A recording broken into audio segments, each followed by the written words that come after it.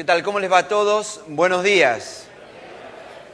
Bienvenidos a la Alameda. Una vez más, a todos los amigos que hoy nos acompañan aquí en la Alameda, bienvenidos.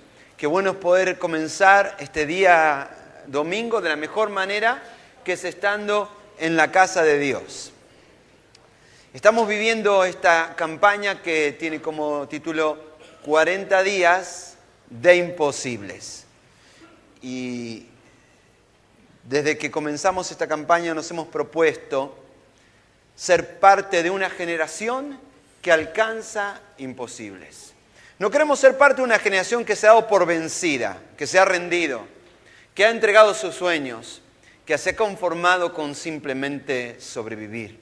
Nos rebelamos contra eso, porque sabemos que hay un Dios llamándonos a algo más que vivir medianamente bien, sino un Dios que nos llama a caminar con Él y junto con Él experimentar imposibles. A lo largo de cada uno de estos fines de semana hemos estado aprendiendo cómo capturar estos imposibles, estos milagros de Dios, y la clave sin duda es fe. Sin fe es imposible agradar a Dios, pero para el que cree todo es posible. ¿En qué consiste esta fe que atrae los milagros de Dios? Hemos aprendido varias cosas. En primer lugar, ¿qué significa elegir la esperanza y no la desesperanza? En segundo lugar, consiste en ver lo invisible para hacer lo imposible. En tercer lugar, aprendimos que esta fe que atrae los milagros de Dios consiste en dar pasos adelante hacia tu imposible. La semana pasada comprendimos que esta fe que atrae los milagros de Dios requiere sí o sí correr riesgos. Correr riesgos para cambiar. Y muchos de los que estamos aquí venimos apropiándonos de cada cosa que Dios nos dice aquí cada fin de semana. Y las cosas parece que van llegando cada vez a un punto donde decimos, bueno, ¿y cuándo va a ocurrir? ¿Cuándo va a ocurrir ese milagro que estoy esperando? A veces las cosas se dilatan, se extienden. Y decimos, Señor, ¿cuándo vas a hacer lo que estás por hacer en mi vida? Yo creo que cada uno de estos pasos nos van llevando cada uno más y más cerca de ese momento en el cual Dios hace lo imposible. Pero lo que hoy vamos a ver, que se hace al momento crucial. El momento en el cual tenemos que jugarnos por todo o nada. El momento en el cual Dios nos lleva a un punto donde tenemos que expresar nuestra fe como nunca antes y donde en todo caso es el momento de ver los milagros de Dios. Y consiste en esto, en dar antes que recibir. Y para hacerlo más concreto, darlo todo antes de recibir. Hay una historia que cuando la leí por primera vez me impactó y me gusta volver a recordarla porque creo que es una historia que ejemplifica lo que hemos caminado hasta aquí y lo que estamos a punto de hacer hoy en día. Había una vez un hombre que había quedado perdido en el desierto. Por varios días anduvo caminando sin encontrar la manera de salir de ese desierto. Varios días en los cuales no había habido una sola gota de agua. Con sus labios resecos marchaba por ese desierto buscando un lugar, una salvación, al menos algo para beber. De vez en cuando había visto en el horizonte como un espejo de agua, pero cuando llegaba al lugar era nada más ni nada menos que un espejismo, no era nada. Pero después de varios días de caminar, él vio algo en el horizonte que le parecía ser una arboleda o algo parecido. Al principio no tenía mucha esperanza, dijo, a lo mejor es solamente otro espejismo más. Pero cuando llegó al lugar, en este caso, no era un espejismo. Era una población abandonada. No había nadie viviendo allí. Y hacía rato. Buscó entre todo el poblado un lugar donde poder encontrar agua. Y lo que encontró es solamente esto. En el centro del pueblo, una bomba. Una bomba de agua de esas con las cuales uno sacaba agua anteriormente, que tenía que bombear hasta salir agua. Fue corriendo y comenzó a bombear, pero no salió ni una sola gota de agua. En ese momento de tremenda desesperanza, él ve un cartel colgado ahí de un poste muy cerca. Ese cartel decía lo siguiente: detrás de la roca grande que está a su lado, va a encontrar una botella con 1 litro de agua. No la beba, derrámela completamente dentro de la bomba. Eso se llama cebar una bomba. Y luego comience a bombear y va a obtener toda el agua que necesita. Cuando termine, vuelva a llenar esa botella y vuelva a colocarla detrás de la piedra para alguno otro peregrino que venga más adelante. El hombre leyó lo que estaba escrito, fue y tal como decía el texto, detrás de la piedra grande encontró 1 litro de agua pura. Sus labios estaban resecos. Hacía 3 días que no bebía nada. Y en ese momento tenía 2 chances.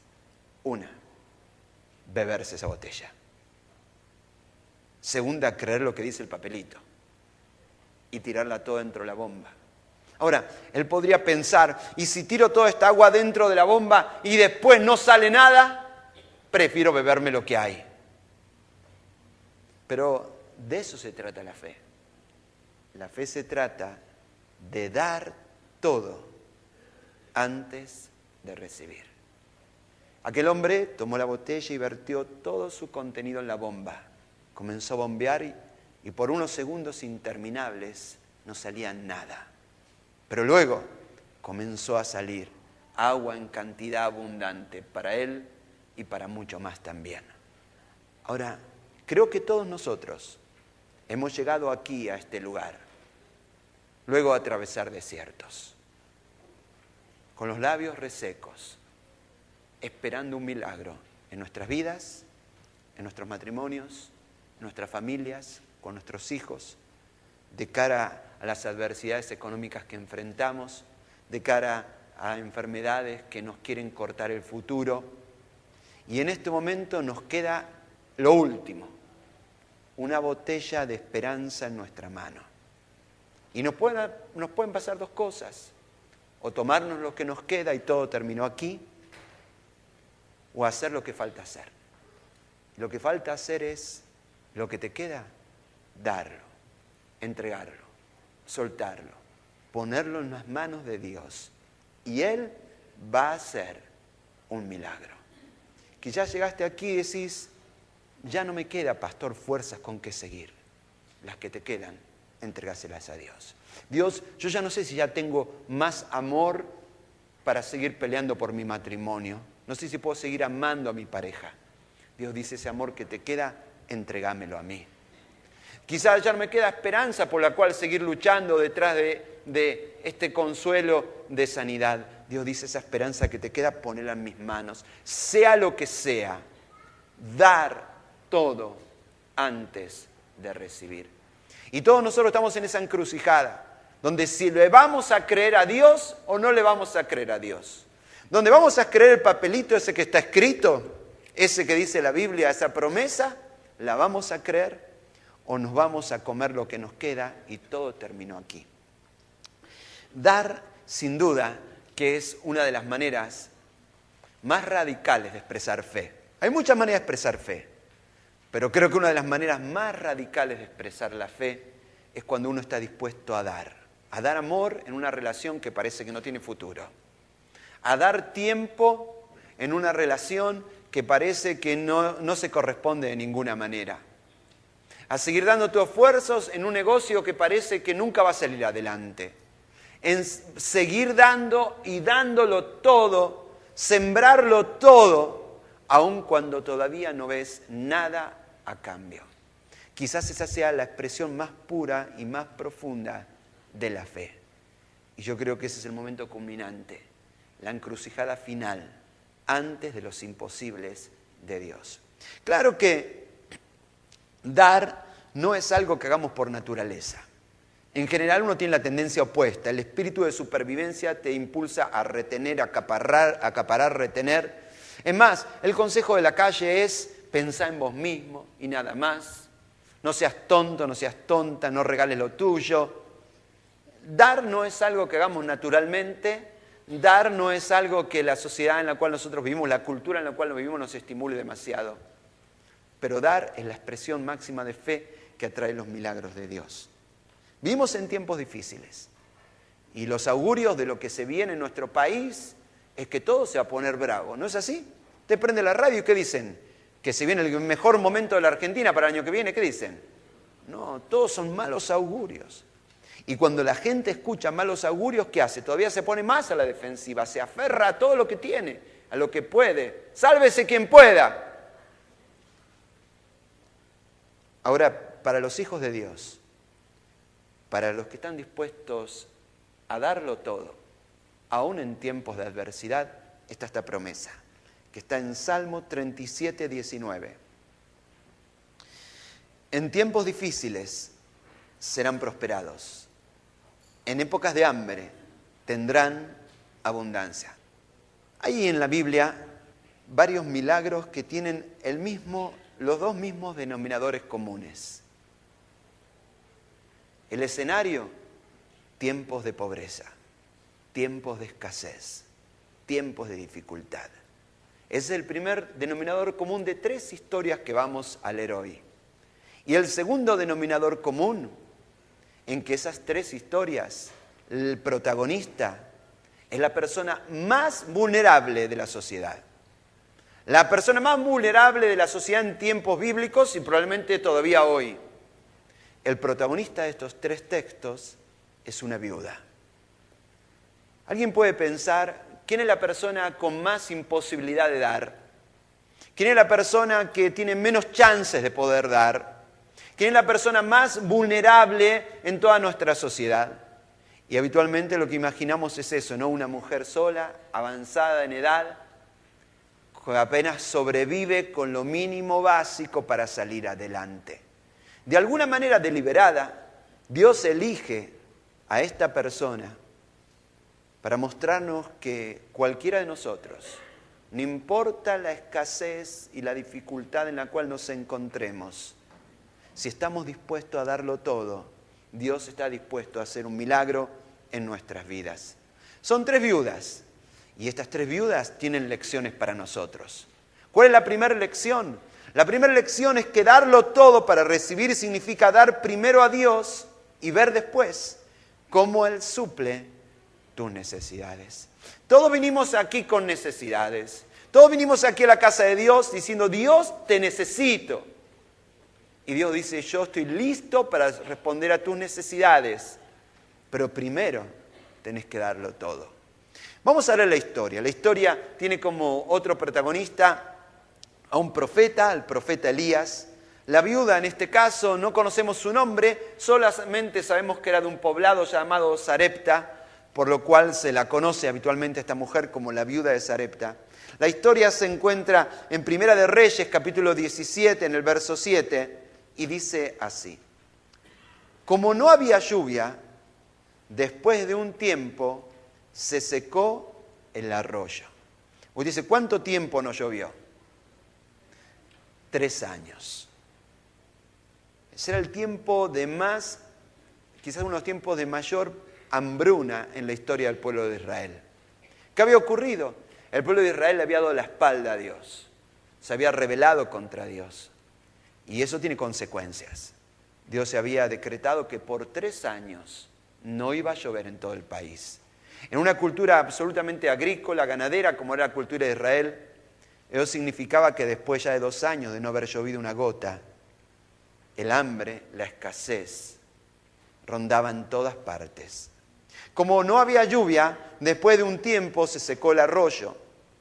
Entonces el Señor le dijo a Elías, vete a Sarepta en Sidón y vive ahí. En aquel lugar vive una viuda a quien yo le he ordenado que te dé comida. Dios, de alguna manera, prepara el sostén para su obra, no en base a la persona más rica del lugar, sino en base a la persona más vulnerable del lugar. En aquel lugar vive una viuda a quien yo le he ordenado que te dé comida. Así que Elías se fue a Sarepta y al entrar por la puerta de la aldea, vio una viuda que estaba juntando leña para el fuego. Elías le dijo, ¿puedes traerme un poco de agua para beber? Mientras ella iba a buscar el agua, evidentemente una persona servicial, Elías añadió, y un pedazo de pan, por favor. En tiempos normales, pedir un pedazo de pan no era nada. Pero en aquellos tiempos, encontrar un pedazo de pan era todo. Mientras ella iba a buscar el agua, Elías añadió, y un pedazo de pan, por favor. La mujer le contestó, te aseguro, ante el Señor, tu Dios, que no tengo pan. Solo tengo un poco de harina en el recipiente y me queda solo un poco de aceite de oliva en la jarra. Hoy vine a juntar 2 leños para hornear en casa la última comida que me queda. Mi hijo y yo la íbamos a comer para luego dejarnos morir de hambre. Quizás esta mujer podría decir, ya estábamos en problemas y ahora una boca más para dar de comer. ¿Por qué hace Dios estas cosas? ¿Le gusta atormentar a las personas en necesidad? ¿Por qué Dios envía a este profeta justamente a la casa de esta persona en extrema necesidad para pedirle que le dé de comer a su profeta? ¿Es que Dios está jugando de una manera malvada? No, al contrario. Dios está a punto de hacer un milagro en la vida de esta mujer. El profeta le dijo a la mujer, no te preocupes, ve y haz la comida que dijiste, pero primero, hazme un panecito de la harina que tienes y tráemelo. Después, cocina para ti y tu hijo. El Señor Dios de Israel dice, y esta es la promesa, aquel recipiente de harina nunca se terminará, ni se agotará el aceite, y así continuará hasta que el Señor mande lluvia sobre la tierra. Entonces la mujer hizo lo que Elías le había dicho, y tanto él como la mujer y su hijo tuvieron suficiente comida por mucho tiempo. El recipiente de harina y la jarra de aceite nunca quedaron vacíos, tal como el Señor dijo por medio de Elías. Esta historia no está de casualidad en la Biblia. Está para enseñarnos este principio. Si querés ver lo imposible, tenés que estar dispuesto a dar antes que recibir. A darlo todo antes que recibir. De alguna manera, este milagro, como tantos otros milagros que hemos visto en la vida de Jesús, encierran la misma metodología de parte de Dios. Dios invitó a esas personas a un trato de fe y provisión. Y yo estoy convencido que esa es la manera en que Dios quiere tratar con vos hoy. Dios te invita a un trato de fe y provisión. ¿Qué digo? Esto podría haber sido de otra manera. El profeta simplemente podría haber dicho, mirá, señora, vamos a tener una oración y cuando abramos los ojos esta casa va a estar repleta de alimentos. ¿Podría haber sido así el milagro? Claro que sí. Hace unas semanas recordamos cuando Jesús sanó a aquel ciego. ¿Recuerdan lo que hizo, no? Le puso barro en los ojos, le dijo que tenía que ir hasta un estanque y lavarse y que cuando regrese iba a recuperar la vista. Jesús podría haberlo tocado simplemente, o no tocarlo, simplemente declarar una palabra de sanidad y aquella persona hubiera sido sana. Pero de alguna manera vemos una y otra vez que esa no es la manera en que procede Dios. Dios nos involucra en el milagro y nos da una parte en el milagro.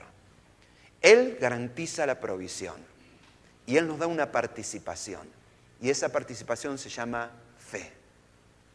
Fe, estar dispuesto a darlo todo antes de recibir. Yo sé que los que estamos aquí, cada uno de los que estamos aquí, Dios nos está invitando a un trato con Él.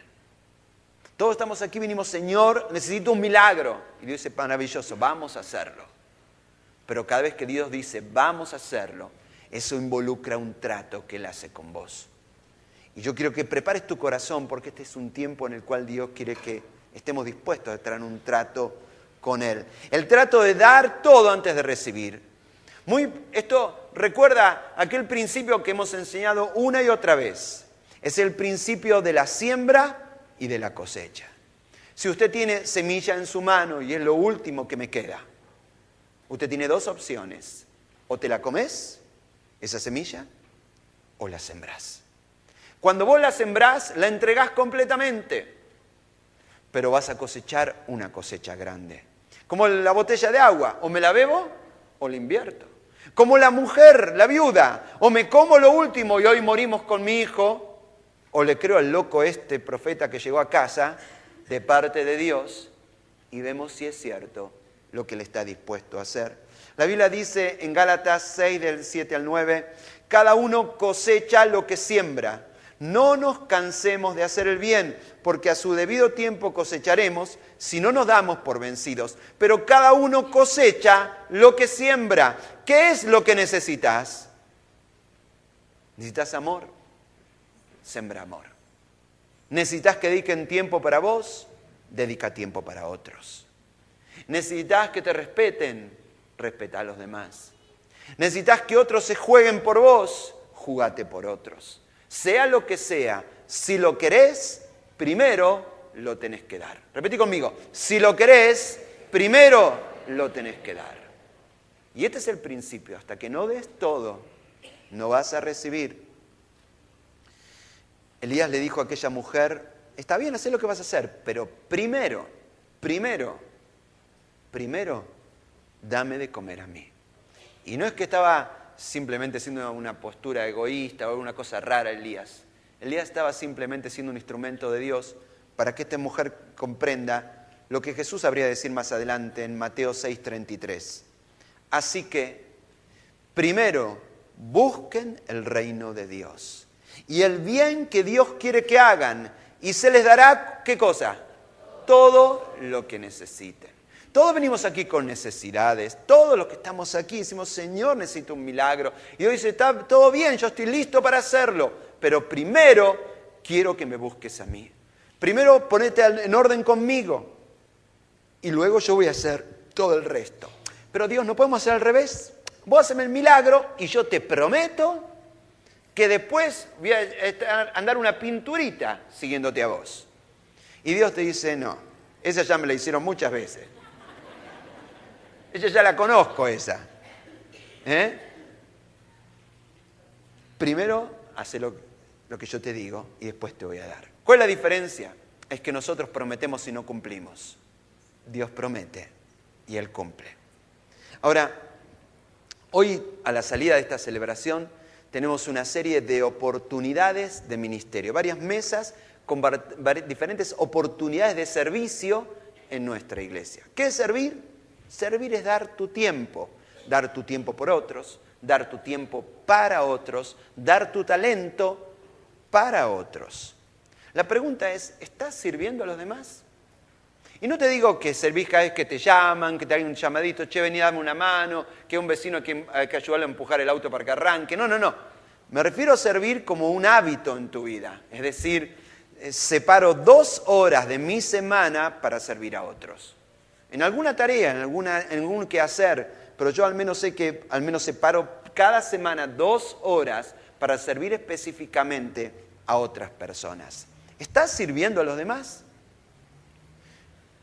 La Biblia dice, busquen primero el reino de Dios y la justicia, la manera de vivir que Él quiere. Y después, yo voy a hacer realidad todo lo que vos querés.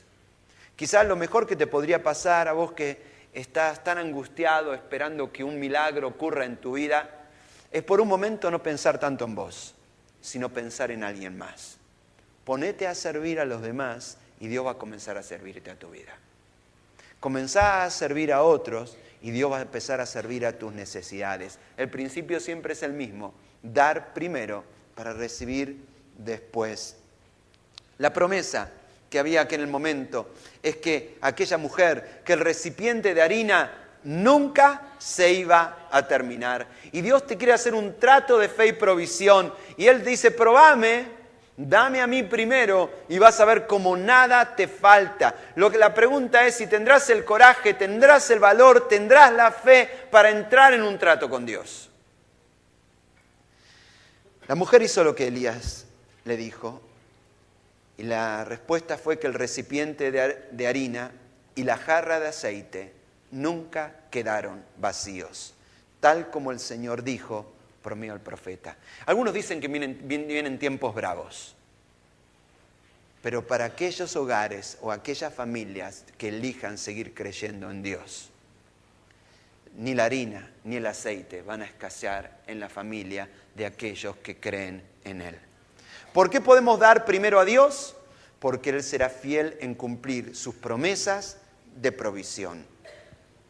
Hay una segunda viuda que quisiera que juntos recordemos su historia. Esta historia ocurre una generación después que la anterior. El profeta ya no es el profeta Elías, sino otro profeta que siguió la tarea de Elías, y el nombre de este profeta se llamaba Eliseo.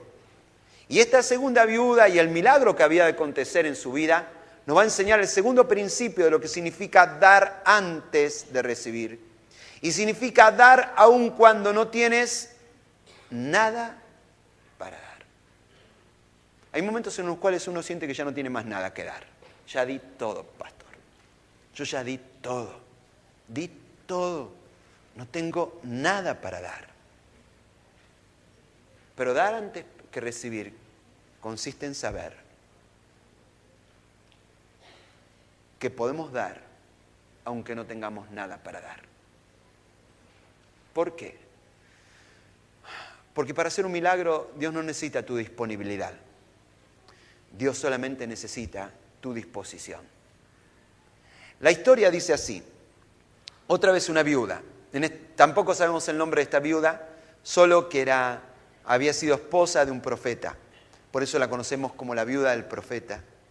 Y dice el relato lo siguiente, y está en Segunda Reyes, en el capítulo 4, en el versículo 1.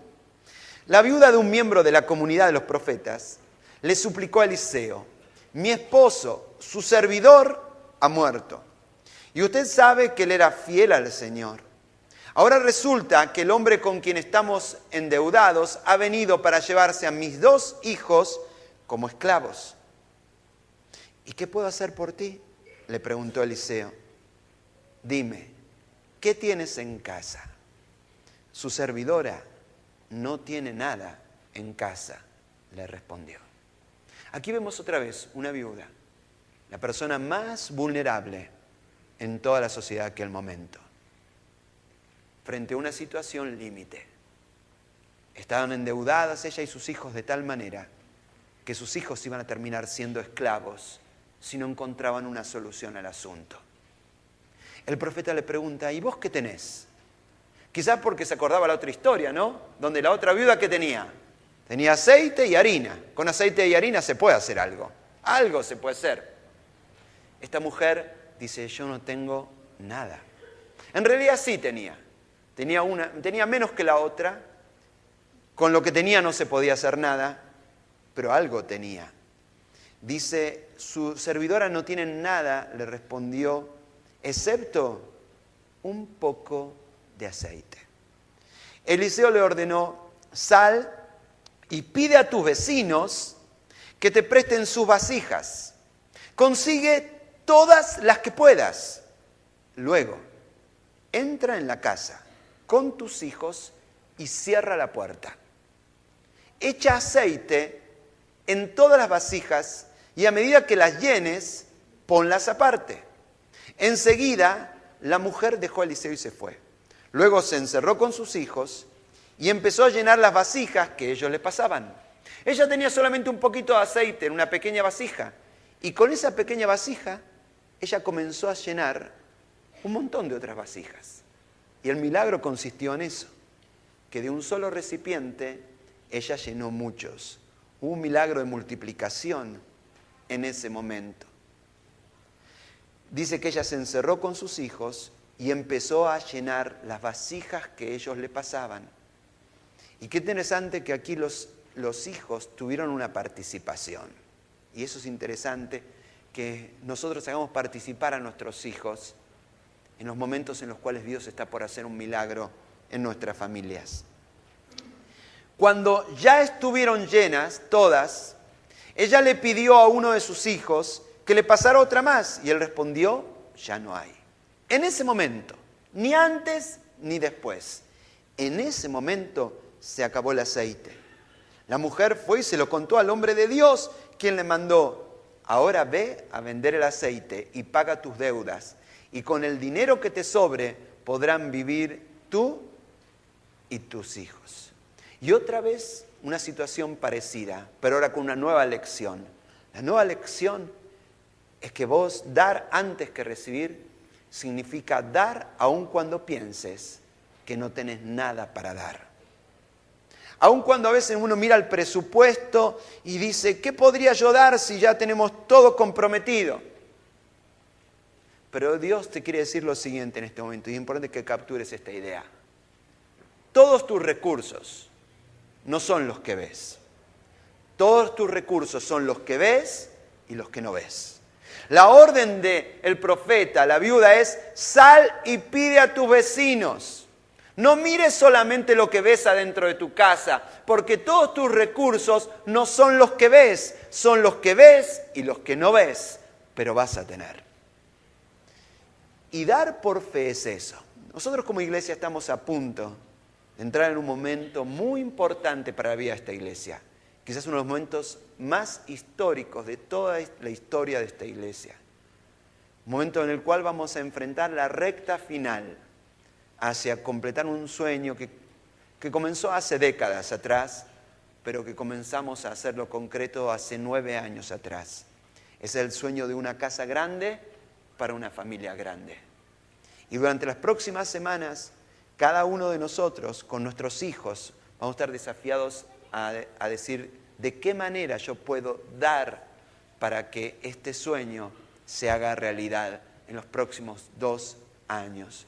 Y muchos de nosotros que ya hemos sido parte de esto, y esta iglesia está compuesta de gente extremadamente generosa, ya hemos sido generosos tantas veces, hemos vivido tantas aventuras de fe con Dios, una vez más vamos a estar frente al desafío de decidir cuánto podemos dar para hacer realidad este sueño. Y lo que hacemos habitualmente es mirar nuestro presupuesto y decir, bueno, si hiciéramos ahorro en esto, y si hiciéramos ahorro en esto, creemos que podríamos dar esto. Y eso está bien, está bueno, es un buen punto de partida.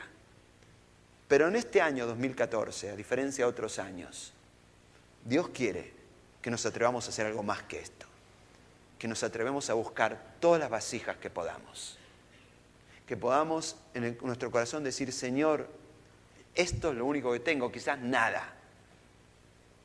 Pero si vos me dieras mucho más para dar, yo lo daría para tu reino. Eso significa dar no mirando lo que ves, sino los recursos que Dios tiene para vos, aunque hasta ahora Dios no los veas. Dice en 2 Corintios 9:8, Dios tiene el poder de darles más bendiciones de las que necesitan, para que siempre tengan lo suficiente para ustedes y también para que puedan ayudar generosamente a toda buena causa. En el caso de estas 2 viudas, las pobrecitas, además de ser mujeres en situación de dificultad, tuvieron la desgracia de tener que darle de comer a estos profetas zánganos. ¿Qué dice usted? Mi padre decía eso, ¿no? Cada vez que invitábamos a un seminarista, es decir, a alguien que estaba preparándose para ser pastor a mi casa, mi padre, que era bastante ateo, terminaba siempre la cena con esta misma frase: estos están buscando la manera de vivir sin laburar, decía. Imagínense cuando yo le dije que quería ser pastor, lo que dijo mi padre, ¿no? Ahora, estas pobres viudas, además de estar en una extrema necesidad, se les cae el problema de tener que darle de comer a los profetas. La pregunta, ¿fue un problema o fue una oportunidad? Fue una oportunidad. ¿Por qué? Porque Dios es capaz de darnos, dice este texto, todo lo necesario para nuestras necesidades. ¿Pero también para qué? Para ayudar a otros. Y Dios está listo para llenar la mano de semillas de aquel que está dispuesto a sembrarlas. Dios no necesita tu disponibilidad. Dios lo único que necesita es tu disposición. Como decíamos unas semanas atrás, Dios está buscando a alguien que haga esta oración. Dios, tengo apenas 5 semillas en la mano. Pero si tuviera muchas más semillas, si esta mano estuviera llena de semillas, ¿cuánto me gustaría sembrarlas para bien de los demás, para bien de tu reino, para gloria de tu nombre? Y yo estoy convencido de que cuando Dios ve a una persona que hace esta oración, Dios llena esa mano de semillas. Dios no puede llenar una mano cerrada, que retiene, acumula y no suelta. Pero sí la mano de un corazón dispuesto a dar. ¿Qué le dijo el profeta a la mujer? Consigue todas las vasijas que puedas. Y cuando la mujer con sus hijos vieron que el aceite se acabó justo cuando la última vasija estuvo llena, seguramente se hicieron un montón de preguntas. ¡Ay, ¿por qué no trajimos más vasijas? O podrían haber hecho una oración, menos mal que no trajimos menos. Porque aquella mujer podría haber dicho, bueno, juntá 2 o 3, ¿qué puede hacer Dios? Y aquí se pone en juego esta verdad tremenda. Cuando estamos bajo un trato de Dios, y a Dios le encanta involucrarte en un trato con Él de fe y provisión, tu fe es la medida de cuánto vas a ser bendecido. Conforme a tu fe, te será hecho. Si esa mujer traía menos vasijas, ¿cuánto iba a recibir? Menos. Si esa mujer traía más vasijas, iba a recibir más. Quizás lo más probable es que cuando se llenó la última dijeron, chicos, pero ¿por qué no trajeron más? ¿Por qué no nos tomamos 2 días más para reunir vasijas antes de empezar con esto? Y cuando estás bajo un trato de Dios, quizás cuando estés llenando esa tarjeta en las próximas semanas, algo de eso va a ocurrir. ¿Cuántas vasijas crees que Dios puede llenar? ¿Cuántos de los recursos que no tenés, que no aparecen en tu presupuesto, crees que Dios puede completar? Y esa es la fe que honra los milagros de Dios. Hay gente que te va a decir que es imprudente hacer esta clase de cosas. No, uno tiene que ser prudente, tiene que manejarse por lo que ve, uno tiene que estar seguro que lo que promete lo cumple. Discúlpame, de eso no se trata la fe. La fe es como Zaqueo, subirte al árbol y correr riesgos. La fe es estar dispuesto no a caminar por lo que se ve, sino por lo que no se ve. Y sabiendo esto, de que Dios es fiel. Dios es fiel. Durante los próximos 2 años, nosotros vamos a vivir una aventura inmensa. Y vamos a lograr algo muy grande, que esté en una nueva casa, donde no haya gente sentada en las escaleras del medio, ¿no? Pero yo creo que algo más grande que eso vamos a vivir en los próximos 2 años. Vamos a conocer a Dios como nunca antes. Vamos a experimentar su poder como nunca antes. La Biblia dice en 2 Corintios 9:6, el que siembra escasamente cosechará. Y el que siembra en abundancia cosechará. ¿Cuántas vasijas crees que Dios puede llenar? Esa no es decisión de Dios, es tu decisión. Pero esa expectativa da medida al milagro. Aquel día, tantas vasijas, tantas fueron llenas. La Biblia dice en 2 Corintios 9:10, pues Dios es quien provee la semilla al agricultor y luego pan para comer. De la misma manera, Él proveerá. ¿Y qué dice ahí? Y aumentará los recursos de ustedes, no los que hoy tenés, los que no tenés. Y luego producirá una gran cosecha de generosidad en ustedes. Efectivamente, serán enriquecidos en todo sentido para que siempre puedan ser generosos. Dice Proverbios 11:24, unos dan a manos llenas y reciben más de los que dan. Solamente un detalle más antes de soltar a esta historia. El profeta le dice, una vez que hayan reunido todas las vasijas, enciérrense en la casa y cierren la puerta. ¿Por qué le pide esto al profeta? Yo no sé muy bien, pero cada vez que la leo, viene a mi corazón las palabras de Jesús, cuando Jesús nos enseñó a orar. Y cuando Jesús nos enseñó a orar, Él dijo lo siguiente en Mateo 6:6. Cuando te pongas a orar, entra en tu cuarto, cierra la puerta y ora a tu Padre, que está en lo secreto. Y así tu Padre, que ve lo que se hace en secreto, te recompensará. Hay momentos sagrados. Hay momentos donde Dios nos involucra en un trato de fe y provisión. Esto no ocurre siempre, ni vos podés pronosticar cuándo va a ocurrir, pero hay momentos, hay oportunidades de la vida donde Dios nos lleva a un trato de fe y provisión con Él. Y esos momentos no se definen aquí en un lugar público, se definen en tu momento de intimidad con Él. Las victorias públicas primero tuvieron que ser victorias privadas. Y durante estas semanas queremos invitar a que cada familia, con nuestros hijos, como la viuda, ¿se acuerdan? Los involucremos, oremos y le preguntamos a Dios, Dios, ¿qué podrías hacer a través de nuestra vida para bendecir este hogar, esta familia? Y no solamente este hogar, esta familia, sino también tus planes, tus propósitos y tu misión en este tiempo. ¿Qué podrías hacer? Y allí en lo secreto de la oración en tu casa es donde el milagro va a comenzar. Y yo te animo a que seas parte. Ahora, ¿por qué podemos dar aunque no tengas nada para dar? En primer lugar, porque Él acrecentará tus recursos para que puedas ser generoso. ¿Por qué puedes dar aunque no tengas nada para dar?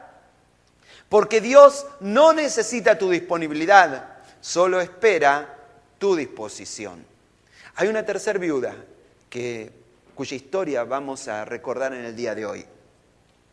En este caso no es ni Elías ni Eliseo quien va a hablar de ella o quien va a intervenir en su historia. En este caso es Jesús mismo quien va a intervenir en la vida de esta mujer. La conocemos tampoco por nombre, todas mujeres cuyo nombre no son conocidos, ¿no? Son conocidas no por su nombre, sino por sus hechos, por su fe. Y en Marcos capítulo 12, versículo 41 al 44, ocurre otra vez una historia en la cual una viuda está en juego. Esta lección nos va a enseñar que dar antes de recibir es dar como un sacrificio de adoración. Dar antes que recibir es dar sacrificialmente. Nunca es dar de tus obras, Al contrario, lo opuesto, es darlo todo. Es vertir la botella completa en la bomba. Es sembrar toda la semilla que tenés. Es entregar todo lo que te queda. Nunca es dar lo que te sobra. Siempre es dar todo lo que tenés. Dice que un día Jesús estaba en el templo y se sentó frente a las cajas de las ofrendas y allí veía cómo la gente echaba dinero en ellas. Mucha gente rica echaba grandes cantidades de dinero. En eso llegó una viuda pobre y echó en una de las cajas 2 moneditas de poquísimo valor. Entonces Jesús le dijo a sus discípulos, les asegura que esta viuda pobre dio más que todos los ricos. Dios tiene una manera diferente de medir que la nuestra, ¿no? Nosotros medimos el tamaño de una donación de acuerdo a cuántos ceros hay detrás del primer número. Pero Dios tiene otra manera de medir una ofrenda. Dios mide una ofrenda no por lo que das, sino por cuánto te quedas. Y Jesús dice que esa ofrenda de 2 moneditas fue la más importante de ese día. ¿Por qué? Porque todos ellos dieron de lo que les sobraba. Pero ella, que es tan pobre, ¿cuánto dio? Todo lo que tenía para vivir. Dar antes de recibir. Este dar, que es derramar todo el contenido de la botella, sembrar toda la semilla que tenés, entregar todo el aceite y la harina, el puñado que queda en tus manos, es dar sacrificialmente. No de lo que nos sobra,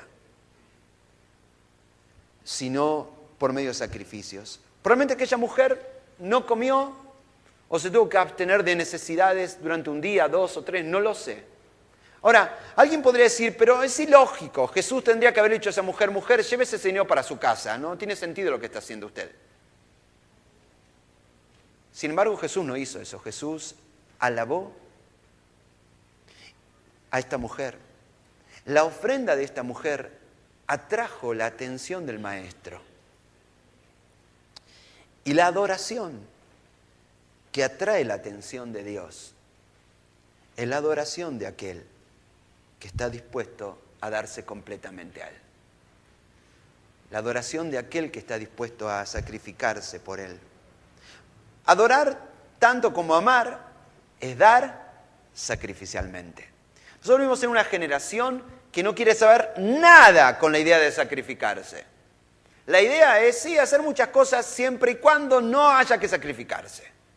Entonces, bueno, yo voy a estudiar y voy a hacer una carrera pero no me pidan que deje mis 2 partidos de fútbol por semana. Si me piden eso, no estudio. Formamos una familia y dijimos, pero no nos casemos. En vez de casarnos, simplemente comencemos a convivir. Estemos juntos mientras estemos bien. Si en algún momento esta relación se pone complicada, si en algún momento esta relación se pone difícil, y bueno, nadie está aquí para sufrir. Cada uno en ese caso seguirá por su camino. Así es la cultura del tiempo de hoy. La gente evita el compromiso. Por eso la gente de este tiempo no sabe amar. Porque amar es dar sacrificialmente. Y si vos no estás dispuesto a darte sacrificialmente por los tuyos, entonces es mentira que los amás. Esa clase de amor, mientras todos seamos felices y todos nos sintamos bien, es un falso amor. El verdadero amor es el amor que nos impulsa a darnos aunque nos duela. Amar, darnos, aunque signifique resignar cosas de las cuales tenemos derecho, nos merecemos y toda la historia. Amar de verdad es estar dispuesto a dar sacrificialmente. Y si nosotros vamos a expresar nuestro amor a Dios y nuestra fe a Dios, también tiene que ser sacrificialmente. Hay un gran malentendido que a veces he escuchado por ahí. Y es la idea de que nosotros, como somos personas del Nuevo Testamento, creyentes del Nuevo Pacto, bajo la era de la gracia, ya no tenemos que hacer ningún tipo de sacrificio. Alguien dice, bueno, porque ya todos los sacrificios los hizo Jesús en la cruz. Esa es una verdad a medias. Es verdad que ninguno de nosotros tenemos que hacer ningún sacrificio para ir al cielo. Porque Jesús en esa cruz hizo el sacrificio perfecto para comprarnos, para pagar nuestra posibilidad de estar una eternidad con Dios. El cielo no se gana. El cielo es un regalo de Dios, cuyo precio fue la sangre de Cristo derramada en la cruz. Eso está claro. Ninguno de nosotros tenemos que hacer ningún sacrificio para alcanzar el cielo. Pero eso no significa que no tenemos que hacer ningún sacrificio. Sí, estamos llamados a hacer sacrificios, no para ganarnos el favor de Dios, sino para demostrar y agradecer a Dios por su favor en nuestra vida. La Biblia dice en Romanos 12:1, cada uno de ustedes en adoración espiritual ofrezca su cuerpo como sacrificio vivo, santo y agradable a Dios. Dice en Hebreos 13:15, con la ayuda del Señor continuemos ofreciéndole el mejor de todos los sacrificios de alabanza, a hablar a otros de la gloria de su nombre. Dar antes que recibir es dar sacrificialmente. ¿Por qué podemos dar sacrificialmente a Dios? Porque no hay nada en este mundo más valioso que su amor. ¿Se acuerdan aquella mujer que se acercó a los pies de Jesús y llevaba un frasco de un perfume extremadamente caro? Y rompiendo el envase derramó todo ese perfume en los pies de Cristo. En aquel momento el tesorero del grupo era Judas. Buen amigo ese, ¿no? Y Judas, cuando vio la situación, dijo, esperen un momentito, esa plata no se podría, ese perfume lo podríamos haber vendido y con el precio de ese perfume podríamos haber ayudado a los pobres. A mí, dice él. Yo soy el pobre. Podríamos haber hecho eso. Y Jesús dice, no, déjenlo, lo que hizo esta mujer está bien. Y yo creo que Jesús aquel día, cuando vio a esa mujer dándolo todo, también le pareció bien. Sacrificar nuestro amor a Dios nunca es un desperdicio. Nunca es un desperdicio. Sino la clase de adoración que Él espera recoger de cada uno de nosotros. Ahora, dar antes que recibir es lo que Dios te propone.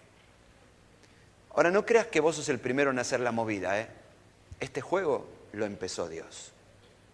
La Biblia dice que de tal manera amó Dios al mundo, que hizo ¿qué? Que dio a su propio Hijo, para que todo aquel que en Él cree no se pierda, sino tenga vida eterna. Si hay alguien que sabe de esto de dar antes de recibir, es Dios. Y cuando ninguno de nosotros lo buscábamos, cuando todos nosotros le dábamos la espalda a Dios, aun siendo pecadores, Cristo murió por nosotros. Dios se dio completamente por vos y por mí en esa cruz, esperando recibir tu adoración, esperando recibir tu gratitud, esperando recibir tu confianza. Este juego lo comenzó Dios y ahora es tu turno.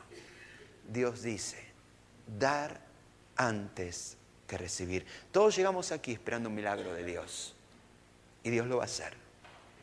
Pero primero tenés que dar tu corazón a Él. Busquen primero el reino de Dios y todo lo demás será hecho.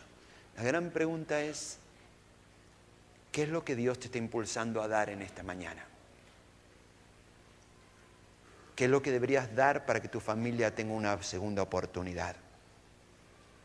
¿Qué es lo que deberías dar para que tu familia tenga una nueva oportunidad? ¿Qué es lo que Dios está demandándote que entregues de una vez por todas y lo des todo? Te invito a cerrar tus ojos. Vamos a hablar con Dios.